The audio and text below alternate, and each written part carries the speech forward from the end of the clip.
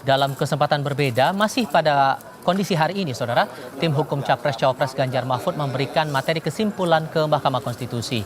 Tim hukum Ganjar Mahfud menilai semua saksi dan ahli yang dihadirkan sudah menjelaskan dugaan pelanggaran pemilu Capres-Cawapres Prabowo Gibran yang dinilai masif.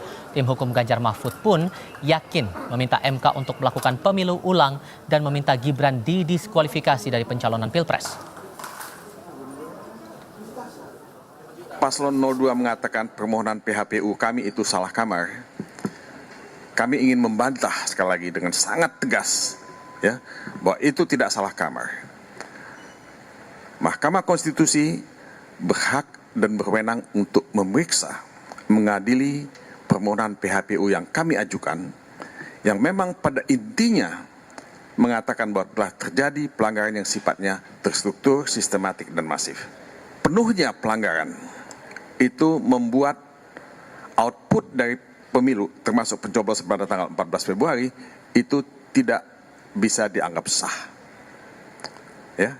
Nah, MK tentu membaca apa yang kami tulis, ya, dan pemilu bisa diulang, dan ada jurisprudensi